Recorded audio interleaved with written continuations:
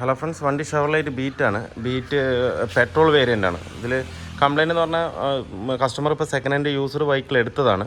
അപ്പോൾ ഇതിൽ major service ഉണ്ട്. നമ്മൾ എല്ലാ A to Z കാര്യങ്ങൾ ചെക്ക് ചെയ്യാനായിട്ടാണ് ഇപ്പോൾ വന്നിരിക്കുന്നത്. ഇപ്പോൾ പുറത്തുനിന്ന് ഷൊർണൂരിൽ നിന്നാണ് വന്നിരിക്കുന്നത്. ഏകദേശം ഒരു 110 കിലോമീറ്റർ അപ്പുറത്തുനിന്നാണ് വണ്ടി വന്നിരിക്കുന്നത്. അപ്പോൾ നമ്മളിതിൽ ചെക്ക് ചെയ്തതിൽ ഇതിൽ ജനറൽ സർവീസിൽ വരുന്ന എല്ലാ സംഭവങ്ങളും മാറണം. എയർ ഫിൽറ്റർ, AC ഫിൽറ്റർ, അതുപോലെ തന്നെ petrol filter, oil filter, engine oil, gear oil, അങ്ങനെയുള്ള എല്ലാ സംഭവം മാറണം. അതിൽ കൂടാതെ അഡീഷണൽ ആയിട്ട് കംപ്ലയിൻറ്റ് പറഞ്ഞത് കസ്റ്റമർ ഇതിൻ്റെ ഫ്രണ്ടിൽ സസ്പെൻഷൻ നോയ്സ് ഉണ്ട്. പിന്നെ ഷോക്ക് ഇത്തിരി ഹൈറ്റ് കൂട്ടാൻ പറഞ്ഞാണ്. പക്ഷേ സ്പേസർ ഇപ്പോൾ അവൈലബിൾ ഇല്ല ഇതിനകത്ത്. നമുക്ക് ഷോക്കിൻ്റെ മുകളിലൊരു സ്പേസർ വരും. ഒരു 2 സെൻറ്റിമീറ്ററിൻ്റെ അത്രയും 1 സെൻറ്റിമീറ്റർ അത്ര തിക്നെസ്സിൽ ഒരു ഇഞ്ച് തിക്നെസ്സിൽ ഒരു സ്പേസർ വരും. അത് ഇട്ട് കഴിഞ്ഞാൽ കുറച്ചുകൂടെ ഹൈറ്റ് വയ്ക്കും. അപ്പോൾ അത് കസ്റ്റമർ പക്ഷേ സാധനം കിട്ടാനില്ല. അപ്പോൾ ഇതിൽ ബാക്കിയുള്ള കാര്യത്തിൽ ചെക്ക് ചെയ്തതിൽ ഇതിൻ്റെ ഫ്രണ്ടിലെ ലോ റാമിൻ്റെ ബുഷ് കിറ്റ് കംപ്ലീറ്റും പോയിരിക്കുകയാണ്. അത് കാണിച്ചു തരാം ഞാൻ. നമ്മളിപ്പോൾ അത് അഴിച്ചിട്ടിരിക്കുകയാണ്. കണ്ടോ, ഇതിൻ്റെ ലോ റാമിൻ്റെ ബുഷ് കംപ്ലീറ്റും പൊട്ടി നിൽക്കുകയാണ്. കണ്ടോ, അതുപോലെ ഇപ്പുറത്തെയും അല്ലേ കംപ്ലീറ്റ് പൊട്ടി നിൽക്കുകയാണ്. ഇങ്ങനെ നിൽക്കുമ്പോൾ ഒരിക്കലും നമുക്ക് ഇതിൻ്റെ അലൈൻമെൻറ്റ് കിട്ടില്ല. എന്താണെന്ന് വെച്ച് കഴിഞ്ഞാൽ ഇതുപോലുള്ള വണ്ടികൾക്കൊക്കെ ലോ റാമിലാണ് എല്ലാ കാര്യങ്ങളും കിടക്കുന്നത്. വലിയ വണ്ടികൾക്കും ലോ റാമിൽ തന്നെയാണ് അലൈൻമെൻറ്റ് നിൽക്കുന്നതെങ്കിലും ഇതിൽ കൂടുതലായിട്ട് നമുക്ക് ബാധിക്കുക. എന്താ വെച്ചാൽ ബ്രേക്കൊക്കെ ചെയ്യുമ്പോൾ ശരിക്കും നല്ല കിടക്കുന്നുള്ളൊരു സൗണ്ടും കാര്യങ്ങളൊക്കെ വരും. അത് മാത്രമല്ല ലിങ്ക് റോഡും ഇത് പക്കയായിട്ട് പോയിട്ടുണ്ട്. ലിങ്ക് റോഡ് അതിൻ്റെ സൗണ്ടും ചെറിയൊരു സൗണ്ട് ഉണ്ട് ഇതിനകത്ത്. അപ്പോൾ അത് നമുക്ക് ചേഞ്ച് ചെയ്യണം. അപ്പോൾ നമുക്ക് ലോ റാം അസംബ്ലി അല്ലാതെ ബുഷ് കിറ്റ് മാത്രമായിട്ട് കിട്ടും. എന്താ ഈ ഒരു കമ്പനിയുടെയാണ് ബുഷ് കിറ്റ് വരുന്നത്. ബുഷ് കിറ്റ് തനിയായിട്ട് കിട്ടും. അപ്പോൾ നമുക്കിത് ലേത്തിൽ കൊടുത്തിട്ട് ഇത് മാത്രം ഈ സംഭവം മാത്രം അഴിച്ചിട്ട് അതിൻ്റെ ഉള്ളിലുള്ള ബുഷ് നമുക്കതിനകത്ത് മാറ്റിയെടുക്കാം. അതുപോലെ ഈ ബുഷ് ഇത് പൊതുവെ പോകാറില്ല. നമുക്ക് ഇതും കൂടെ വേണമെന്നുണ്ടെങ്കിൽ ഇതിനകത്തുനിന്ന് മാറ്റിവിടാം. എന്താ വെച്ചാൽ പുതിയത് വന്നതുകൊണ്ട് നമുക്ക് മാറ്റാം. ഇല്ലാന്നുണ്ടെങ്കിൽ ഇതന്നെ ഇട്ടാലും കുഴപ്പമൊന്നുമില്ല. ഇതിന് ഈ ഒരു ബുഷിനും പെട്ടെന്ന് കംപ്ലയിൻറ്റ് അങ്ങനെ വരില്ല. ഈ കൂടുതൽ ടോർക്കോ ആക്ഷനോ ഒക്കെ ഈ വരുന്ന ബുഷിലാണ് കൂടുതലായിട്ടും വരുന്നത്. അതിൽ വരില്ല എന്നല്ല, ഇതിലാണ് കൂടുതൽ വരുന്നത്. അതുകൊണ്ടാണ് ഈ ബുഷ് പെട്ടെന്ന് പൊട്ടുന്നത്. പിന്നെ വേറെ പ്രത്യേകിച്ച് കംപ്ലയിൻ്റ് ഒന്നും ഇതിനകത്തില്ല. പിന്നെ പ്രത്യേകിച്ച് അണ്ടർ ബോഡിയിലോ കാര്യത്തിലൊന്നും വലിയ കുഴപ്പമില്ല. കാരണം എന്താ വെച്ച് കഴിഞ്ഞാൽ വണ്ടി പക്കയായിട്ട് തന്നെയാണ് ഇരിക്കുന്നത്. വേറെ ബുദ്ധിമുട്ടും കാര്യങ്ങളൊന്നുമില്ല. വേറെ പ്രത്യേകിച്ച് ഓടിക്കാനും കംപ്ലയിൻ്റ് ഒന്നുമില്ല. മനസ്സിലായില്ലേ? റിയറിലെ ഷോക്ക് കാര്യങ്ങളൊന്നും കംപ്ലയിൻറ്റ്. നമ്മൾ സെക്കൻഡ് ഹാൻഡ് വണ്ടി എടുക്കുമ്പോൾ എന്തായാലും A to Z ചെക്ക് ചെയ്യണം. എന്നാൽ മാത്രമേ അവർക്ക് പൂർണ്ണമായിട്ട് കംപ്ലീറ്റ് ആവുള്ളൂ. പൂർണ്ണമായിട്ട് കംപ്ലീറ്റ് ആവുന്നത് മാത്രമല്ല, നമുക്ക് ഈ വണ്ടിനെ കുറിച്ച് ഒരു ധാരണ ഉണ്ടായില്ല കസ്റ്റമർക്ക് പുതിയതായിട്ട് എടുത്തിട്ട് വരുമ്പോൾ, സെക്കൻഡ് ഹാൻഡ് എടുത്തിട്ട് വരുമ്പോൾ. അപ്പോൾ ഈ വണ്ടിയെ കുറിച്ചുള്ള ധാരണ വരണമെന്നുണ്ടെങ്കിൽ അത് നമ്മൾ പറഞ്ഞു കൊടുത്തത് തന്നെ ആവണം. അപ്പോൾ A to Z എന്താ വെച്ച് കഴിഞ്ഞാൽ വണ്ടിയുടെ എല്ലാ ഭാഗവും നമ്മൾ ചെക്ക് ചെയ്തിട്ട് ഒരു ധാരണ കൊടുക്കണം. ഇന്ന കംപ്ലയിൻ്റ് ഉണ്ട്, ഇന്ന കംപ്ലയിൻ്റ് ഉണ്ട്. അപ്പോൾ അത് ചെയ്യുകയാണെങ്കിൽ ചെയ്യുക, അല്ലാന്നുണ്ടെന്നുണ്ടെങ്കിൽ പിന്നീടാണെങ്കിലും അങ്ങനെ ക്രിട്ടിക്കലായിട്ടുള്ള വർക്കാണെന്നുണ്ടെങ്കിൽ നമ്മളത് ചെയ്ത് തന്നെ ആവണം. പിന്നെ വീൽ സിലിണ്ടർ കുഴപ്പമില്ല. ഒരു വീൽ സിലിണ്ടർ എന്താ വീക്ക് ഉണ്ട്, അത് നമ്മൾക്ക് സ്റ്റക്കായി നിൽക്കുന്നുണ്ട്. ഈ സൈഡ് ഇപ്പുറത്തെ സൈഡ് വർക്കിംഗ് ആവുന്നില്ല. ഇപ്പുറത്തെ സൈഡ് വർക്ക് ആവുന്നുണ്ട് അല്ലേ, തള്ളുമ്പോൾ ഇങ്ങനെ ഉള്ളിലേക്ക് പോകുന്നുണ്ട്. പക്ഷെ ഇപ്പുറത്തെ സൈഡ് വർക്ക് ആവുന്നില്ല. അപ്പോൾ ഒരു സിലിണ്ടർ സ്ട്രക്കാണത്. അപ്പോൾ നമുക്കത് മാറ്റിവിടാം സിലിണ്ടർ. പിന്നെ ഈ സൈഡും ചെറിയൊരു ലീക്ക് പോലെ കാണുന്നുണ്ട്. ഇതും സ്ട്രക്ക് തന്നെയാണ്. അപ്പോൾ സിലിണ്ടർ സ്ട്രക്ക് ആകുമ്പോൾ എന്താവുകയെന്ന് വെച്ച് കഴിഞ്ഞാൽ നമ്മൾ ബ്രേക്ക് അപ്ലൈ ചെയ്യുമ്പോൾ ചില സമയത്ത് വികസിക്കും, പക്ഷേങ്കിൽ റിട്ടേൺ വരാൻ സാധ്യത കുറവാണ് സ്ട്രക്കായി നിന്നിട്ട്. അങ്ങനെ വരുമ്പോൾ ബ്രേക്ക് കൂടുതലും ചൂടാകാൻ സാധ്യതയുണ്ട്. അതെന്തായാലും നമുക്ക് ആ ബാക്കിലെ 2 സിലിണ്ടർ മാറ്റി വിടാം. എന്തായാലും 2 മാറ്റി വിടുന്നതായിരിക്കും ബെറ്റർ. പിന്നെ അതുപോലെ പെട്രോളിൻ്റെ ഫിൽറ്റർ വരുന്നത് ഇവിടെയാണിത്. വേണ്ട ഒരു ക്ലിപ്പ് തന്നെയാണ് അത് വരുന്നത്. അത് നമുക്ക് വാങ്ങിയിട്ടുണ്ട് ഞാൻ, അത് നമുക്ക് മാറ്റാം. പിന്നെ വേറെ പ്രത്യേകിച്ച് കാര്യങ്ങളില്ല. ബ്രേക്കിൻ്റെ കാര്യത്തിൽ അത്രേ ഉള്ളൂ. പിന്നെ ഫ്രണ്ടിലെ ബ്രേക്ക് പാഡൊക്കെ കറക്റ്റാണ്. പിന്നെ നമുക്ക് ഇതിൻ്റെ ഷോക്കിൻ്റെ മൗണ്ട് കിറ്റ് മാറണം ഇതിനകത്ത്. എന്താ വെച്ചാൽ മൗണ്ട് നല്ല ഷേക്ക് ഉണ്ട്. പിന്നെ അതിങ്ങനെ നോക്കി അറിയില്ല, ടയർ ഇട്ട് ഇളക്കിയാൽ തന്നെ കറക്റ്റായിട്ട് അറിയാൻ പറ്റുള്ളൂ. ഇതിപ്പോൾ നമ്മൾ നേരത്തെ ചെക്ക് ചെയ്തതിൽ ഷോക്കിൻ്റെ മൗണ്ട് നല്ലോണം വീക്കായിട്ടുണ്ട്. അപ്പോൾ ഷോക്കിൻ്റെ മൗണ്ട് ഇതിനകത്ത് മാറണം. വേറെ എഞ്ചിൻ പരമായിട്ട് യാതൊരുവിധ ബുദ്ധിമുട്ടില്ലെങ്കിൽ നമുക്ക് കൂളൻ്റ് ആക്കണം. അതുപോലെ തന്നെ കസ്റ്റമറുടെ കംപ്ലയിൻറ്റ് പറഞ്ഞ് ഇത് ഒരു ഫോഗ് ലാമ്പ് കവർ മാറ്റാൻ പറഞ്ഞിട്ടുണ്ട്, അത് മാറ്റണം നമുക്ക്. വേറെ പ്രത്യേകിച്ചൊന്നുമില്ല. നല്ല വണ്ടി തന്നെയാണ്, വലിയ കംപ്ലയിൻ്റ് ഒന്നുമില്ല. നമ്മുടെ പാർട്സുകളെല്ലാം എത്തിയിട്ടുണ്ട്. ഇതൊന്ന് ഫോഗ് ലാമ്പിൻ്റെ കവറാണ്. ഒറിജിനൽ തന്നെയാണ്, GMൻ്റെ ഒറിജിനൽ തന്നെയാണ് അത് എടുത്തിരിക്കുന്നത്. ഇതിലൊന്നും പ്രൈസ് ഉണ്ടാവില്ല കേട്ടോ. പ്രൈസൊക്കെ അവർ കട്ട് ചെയ്തിട്ടായിരിക്കും തരുന്നത്. ഇനിയിപ്പോൾ എനിക്ക് ബില്ല് നോക്കണം എത്രയാണെന്നുള്ളത് വന്നത്. GMൻ്റെ ഒറിജിനൽ സാധനം തന്നെയാണ് എടുത്തിരിക്കുന്നത്. അതുപോലെ ഇത് സ്റ്റഡ് മൗണ്ടിൻ്റെ കിറ്റാണ്. ബെയറിംഗ് അടക്കം വരും ഇതിനകത്ത്. എന്താ വെച്ച് കഴിഞ്ഞാൽ ബെയറിംഗ് നമുക്ക് പ്രത്യേകിച്ച് മാറ്റണം. അല്ലാന്ന് പറഞ്ഞാൽ നമുക്ക് സ്റ്റിയറിംഗ് തിരിക്കുമ്പോൾ ഒരു കട്ട സൗണ്ട് വരും. അത് ഈ ബെയറിങ്ങിൻ്റെ സൗണ്ടായിട്ട് വരും. അപ്പോൾ ആ ബെയറിംഗ് കംപ്ലീറ്റ് മാറ്റി കഴിഞ്ഞാൽ നമുക്ക് പക്കയായിരിക്കും. സ്റ്റഡ് മൗണ്ട് കിറ്റ് നമുക്ക് ഏകദേശം ഒരു 660 രൂപ MRP വരുന്നുണ്ട്. അത് അതർ ബ്രാൻഡാണ്, ഒറിജിനലല്ല. നമുക്ക് ഈ ബുഷ് കിറ്റ് കാര്യങ്ങളൊക്കെ വരുന്നത് ഈ ഒരു കമ്പനിയിലാണ് വരുന്നത്. കണ്ടില്ലേ, നമ്മൾ നേരത്തെ ലോവറാമിൻ്റെ ബുഷ് കിറ്റ് മാറിയ കമ്പനിയാണ്. എന്താണ് ടെക്നിക്സ് എന്നോ അങ്ങനെ എന്തൊരു ടെക്നിക്സ് എന്നൊരു കമ്പനിയിലാണ് വരുന്നത്. അപ്പോൾ 2 ബൂട്ട് കിറ്റ് എടുത്തിട്ടുണ്ട്. പിന്നെ വീൽ സിലിണ്ടർ, ബ്രേക്ക് സിലിണ്ടർ, പിന്നെ റിയറിലെ വീൽ ബെയറിങ് കംപ്ലൈൻറ്റ് ഉണ്ട്. ആ ഒരു വീൽ ബെയറിങ് നമ്മൾ എടുത്തിട്ടുണ്ട്. ഇത് ശരിക്കും നമുക്ക് ഇടുകയാണെന്നുണ്ടെങ്കിൽ SKFൻ്റെ ഒക്കെ ഇടുകയാണെന്നുണ്ടെങ്കിൽ പക്കയായിരിക്കും. ഈ ബ്രാൻഡും കുഴപ്പമില്ല എന്നല്ല. SKF, ഫാഗ്, SKF പിന്നെ അങ്ങനെയുള്ള കമ്പനിയൊക്കെ കുറച്ചുകൂടെ റേറ്റ് കൂടുതലാണ്, കുറച്ചുകൂടെ ലാസ്റ്റ് ചെയ്യും. പക്ഷേങ്കിൽ ഇതും കുഴപ്പമൊന്നുമില്ല. എന്നാൽ ഇതിനേക്കാൾ കുറച്ചുകൂടെ ബെറ്റർ നമുക്ക് ആ ഒരു ബെയറിംഗ് ആയിരിക്കും, മറ്റേ SKF അങ്ങനെയുള്ള ബെയറിംഗ് ആയിരിക്കും. ഇതും അതിൻ്റെ തൊട്ട് താഴെയുള്ള തന്നെയാണ് വന്നിരിക്കുന്നത്. പക്ഷേ SKF എനിക്ക് കിട്ടിയില്ല, അതുകൊണ്ടാണ് ഞാൻ ഇതെടുത്തിരിക്കുന്നത്.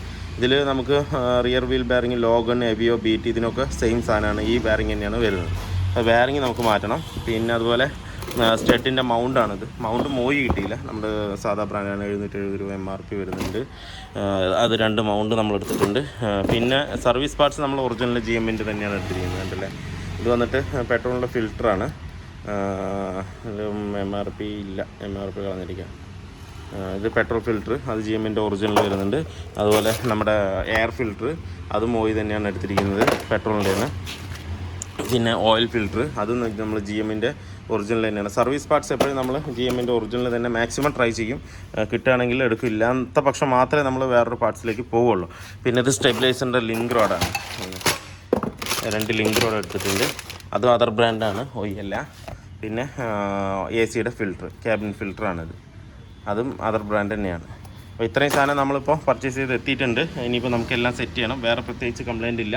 നമുക്കിനിയിപ്പോൾ ലോവറാമിൻ്റെ ബുഷ് കിറ്റ് സെറ്റ് ചെയ്യണമെന്നുണ്ടെങ്കിൽ നമുക്ക് ലേത്തിൽ കൊടുത്തു വിടണം. ലേത്തിൽ കൊടുത്തു വിട്ടാൽ മാത്രമേ നമുക്ക് അതിൻ്റെ ബുഷൊക്കെ ഒന്ന് പ്രസ് ചെയ്തെടുക്കാൻ പറ്റുള്ളൂ. അപ്പോൾ ലേത്തിൽ പോയി വരുമ്പോഴത്തേക്ക് നമുക്ക് ബാക്കിയുള്ള പണികളൊക്കെ ഇതിനകത്ത് തീർക്കാം. എന്നുവെച്ചാൽ വണ്ടികൾ കംപ്ലീറ്റും ബെൻഡിങ് ആണ്, ഏതും അത്ര ഇറങ്ങിയിട്ടില്ല. നേരത്തെ ഞാനൊരു വീഡിയോ ഇട്ടിട്ടില്ല, തിങ്കളാഴ്ച. ആ ഒരു വണ്ടികൾ ഇപ്പോഴും പെൻഡിങ് ആയി നിൽക്കുകയാണ്. ഏതും എല്ലാം മേജർ വർക്കാണ്. അതുകൊണ്ട് നമുക്കൊന്നും പെട്ടെന്ന് തന്നെ തീർക്കാൻ പറ്റില്ല. കുറച്ച് സാധനങ്ങൾ വരാനും ഉണ്ട്. അതുപോലെ എല്ലാത്തിലും മേജർ വർക്കുകളാണ്. ഒരു 3-4 ദിവസം ചെയ്യേണ്ട പണികളാണ് എല്ലാം കിടക്കുന്നത്. അപ്പോൾ അതൊന്നും വണ്ടികൾ ഇറങ്ങില്ല. അതുകൊണ്ടാണ് വീഡിയോകൾ അധികം നമുക്ക് ഇടാനും പറ്റാത്തത്. അപ്പോൾ എന്തായാലും നമുക്ക് ഈ കാര്യങ്ങൾ ഇതൊക്കെ ഒന്ന് സെറ്റ് ചെയ്ത് വിടാം. വണ്ടിക്കകത്ത് സെറ്റ് ചെയ്തിട്ട് ഞാൻ ഒന്ന് ഓടിച്ച് നോക്കിയിട്ടില്ല വണ്ടി. എന്താ വെച്ചാൽ ഞാൻ വണ്ടി സർവീസിന് വരുമ്പോൾ ഞാനിവിടെ ഇല്ലാതെ ഞാൻ ഓടിച്ച് നോക്കില്ല. ഇനിയിപ്പോൾ വർക്കുകളൊക്കെ കഴിഞ്ഞിട്ട് വേണം ഇനി ഒന്ന് കംപ്ലീറ്റ് ഒന്ന് ഓടിച്ച് നോക്കിയിട്ട് വേറെ എന്തെങ്കിലും ഫോൾട്ട് ഉണ്ടോയെന്നുള്ള കാര്യങ്ങൾ നോക്കാനായിട്ട്. നമ്മുടെ ബീറ്റിൻ്റെ വർക്ക് ഫുള്ളി കംപ്ലീറ്റ് ആയിട്ടുണ്ട്. ഇതിലിപ്പോൾ നമ്മൾ ചെയ്തതെന്ന് പറഞ്ഞാൽ ലോവറാമിൻ്റെ ബുഷ് കിറ്റ് മാറി. അതുപോലെ തന്നെ ഫ്രണ്ടിലെ ഷോക്കിൻ്റെ സ്റ്റഡ് മൗണ്ട് കിറ്റും. സ്റ്റഡ് വലിയ കുഴപ്പമില്ല, അടിയോ കാര്യങ്ങളൊന്നുമില്ല. അതുകൊണ്ട് നമ്മൾ ഷോക്ക് മാറ്റിയില്ല. ഷോക്ക് മൗണ്ട് കിറ്റുമാണ് അതിനകത്ത് മാറ്റിയത്. പിന്നെ വന്നിട്ട് റിയറിലെ വീൽ സിലിണ്ടർ മാറി, റിയറിലെ വീൽ ബെയറിങ് 2 മാറി. എന്ന് വെച്ച് കഴിഞ്ഞാൽ നമ്മൾ ഒരു സൈഡ് മാറ്റിയിട്ട് റൈറ്റ് സൈഡ് ചെറിയൊരു വീക്ക് ഉണ്ടായിരുന്നുള്ളൂ. പക്ഷേങ്കിൽ അതും സൗണ്ട് നോയ്സ് വരുന്നതുകൊണ്ട് നമ്മൾ റൈറ്റ് സൈഡിലും കൂടെ 2 വീൽ ബെയറിങ്ങും മാറ്റിയിട്ടുണ്ട്. ഫ്രണ്ടിൽ സസ്പെൻഷനും ചെയ്തിട്ടുണ്ട്. അതുപോലെ തന്നെ മേജർ സർവീസ് ഇപ്പോൾ 40,000 കിലോമീറ്റർ 41,000 കിലോമീറ്റർ ഓടി 40,000 കിലോമീറ്ററിൽ സർവീസ് വരുന്ന എല്ലാ കാര്യങ്ങളും നമ്മൾ ഇതിനകത്ത് ചെയ്തിട്ടുണ്ട്. Gear oil, engine oil, coolant, അതുപോലെ തന്നെ പെട്രോൾ ഫിൽറ്റർ, പ്ലഗ് കുഴപ്പമില്ല. പ്ലഗ് അഴിച്ചു നോക്കി, പ്ലഗ് കുഴപ്പമൊന്നുമില്ല, കറക്റ്റായിട്ട് തന്നെയാണ് ഇരിക്കുന്നത്. ഈ അടുത്തെങ്ങാണ്ടോ മാറ്റിയതാണെന്ന് തോന്നുന്നുണ്ട്. അപ്പോൾ അത് നമ്മൾ മാറ്റിയിട്ടില്ല, പ്ലഗ് മാറ്റിയിട്ടില്ല. ബാക്കിയുള്ള എല്ലാ വർക്കും ഇതിനകത്ത് നമ്മൾ കംപ്ലീറ്റ് ചെയ്തിട്ടുണ്ട്. എയർ ഫിൽറ്റർ, അതുപോലെ AC ഫിൽറ്റർ എല്ലാം പക്ക പെർഫെക്റ്റ്ലി ഓക്കെ ആക്കിയിട്ടുണ്ട്. പിന്നെ കസ്റ്റമർക്ക് കംപ്ലയിൻ്റ് ഉണ്ടെന്ന് പറഞ്ഞു കഴിഞ്ഞാൽ ക്ലച്ച് ഗിയർ ഇടുമ്പോൾ ടൈറ്റ് ആണെന്നാണ് പറഞ്ഞത്. ഗിയർ ഫസ്റ്റും സെക്കൻഡൊക്കെ ഗിയർ ഇടുമ്പോൾ ഭയങ്കര ടൈറ്റ് ആണെന്നാണ് പറഞ്ഞത്. അപ്പോൾ അത് നമ്മൾ ക്ലിയർ ചെയ്തിട്ടുണ്ട്. എന്ന് വെച്ച് കഴിഞ്ഞാൽ ക്ലച്ച് തീരെ ഇല്ലായിരുന്നു. ക്ലച്ച് നമ്മളിപ്പോൾ ഗിയർ ഇട്ടിട്ട് കാല് ചുമ്മാ ഒരു പയ്യ എടുക്കുമ്പോഴത്തേക്കും തന്നെ വണ്ടി പെട്ടെന്ന് തന്നെ ചാടിപ്പോവാന്ന് പറഞ്ഞാൽ പെട്ടെന്ന് മൂവ് ആവുകയാണ്. അങ്ങനെ വരുമ്പോഴാണ് ഈ നമ്മൾ പ്രഷർ പ്ലേറ്റിലേക്ക് കറക്റ്റ് ക്ലച്ച് അപ്ലൈ ആകാതിരിക്കുമ്പോഴാണ് ആ ഗിയർ ടൈറ്റ് വരുന്നത്. എന്താ വെച്ച് കഴിഞ്ഞാൽ നമ്മൾ ക്ലച്ച് ചവിട്ടി കഴിഞ്ഞ് കഴിഞ്ഞാൽ അതിൻ്റെ ഉള്ളിലുള്ള ക്ലച്ചിൻ്റെ ഡിസ്ക് ഫ്രീ ആയിട്ട് കിടന്ന് കറങ്ങണം.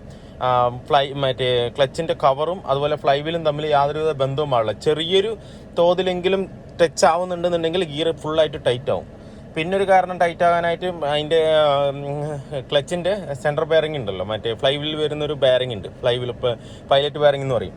ആ ബെയറിംഗ് കംപ്ലൈൻറ്റ് ഉണ്ടെന്നുണ്ടെങ്കിലും ഈ സെയിം കംപ്ലൈൻറ്റ് കാണിക്കും. എന്താണെന്ന് വെച്ച് കഴിഞ്ഞാൽ ഫ്ലൈ വീൽ കറങ്ങുന്നതോട് കൂടിയിട്ട് ബെയറിംഗ് ചിലപ്പോൾ സ്റ്റക്കായി നിൽക്കും. ആ കറങ്ങുന്നതോട് കൂടിയിട്ട് ഇതിൻ്റെ ഷാഫ്റ്റ് കയറി നിൽക്കുന്നത് ആ ബെയറിങ്ങിലാണ്. ആ ബെയറിംഗ് കറങ്ങുമ്പോൾ ഈ നമ്മൾ ഷാഫ്റ്റിനും ഒരുമിച്ച് കറക്കും. ഇൻപുട്ട് ഷാഫ്റ്റിന് എന്താ വെച്ചാൽ ഗിയർ ബോക്സിൻ്റെ ഷാഫ്റ്റിന് ഒരുമിച്ച് കറക്കുന്നതുകൊണ്ട് നമുക്ക് ഗിയർ ഇടാൻ കഴിയില്ല, ഭയങ്കര ടൈറ്റ് ആയിരിക്കും. പക്ഷേ ഇതിൽ അതല്ല കംപ്ലൈൻറ്റ്. ഇതിൽ ക്ലച്ച് അഡ്ജസ്റ്റ് ചെയ്തപ്പോൾ തന്നെ ഫുള്ളായിട്ട് ശരിയായിട്ടുണ്ട്. എന്താ വെച്ചാൽ ക്ലച്ച് അഡ്ജസ്റ്റ്മെൻറ്റ് കുറവായിട്ടാണ് ഗിയർ വീഴാതിരുന്നത്. അപ്പോൾ നമ്മൾ അത് കറക്റ്റായിട്ട് അഡ്ജസ്റ്റ് ചെയ്ത് അതിനിപ്പോൾ ക്ലച്ച് മാറ്റേണ്ട കാര്യമൊന്നുമില്ല. ഗിയർ ടൈറ്റിന് എപ്പോഴും ക്ലച്ച് മാറ്റേണ്ട ആവശ്യം വരില്ല. ഗിയർ ടൈറ്റ് എന്ന് പറഞ്ഞു കഴിഞ്ഞാൽ ചിലപ്പോൾ സിലിണ്ടർ ഉള്ള വണ്ടികൾക്ക് സിലിണ്ടറിൻ്റെ ലീക്ക് കാരണവും വരാം. അതുപോലെ തന്നെ മറ്റേ ഇതുപോലെ ക്ലച്ച് കേബിളൊക്കെ ആണെന്നുണ്ടെങ്കിൽ അഡ്ജസ്റ്റ്മെൻറ്റ് ഇല്ലാത്തത് കൊണ്ടും ഗിയർ ടൈറ്റ് വരും. ഈ രണ്ട് കാരണം കൊണ്ട് തന്നെ ഗിയർ ടൈറ്റ് വരുള്ളൂ. അപ്പോൾ ഇതിൽ ക്ലച്ച് അഡ്ജസ്റ്റ് ചെയ്തപ്പോൾ തന്നെ ഇപ്പോൾ ഭയങ്കര സ്മൂത്തായിട്ട് തന്നെ വീഴുന്നുണ്ട്. അതായിരുന്നു കസ്റ്റമർക്ക് മെയിൻ കംപ്ലയിൻറ്റ്. പിന്നൊരു കംപ്ലയിൻറ്റ് ഉണ്ടായിരുന്നു പറഞ്ഞു കഴിഞ്ഞാൽ ബാക്കിലെ വീൽ ബെയറിങ്ങിൻ്റെ സൗണ്ട് ആയിരുന്നു.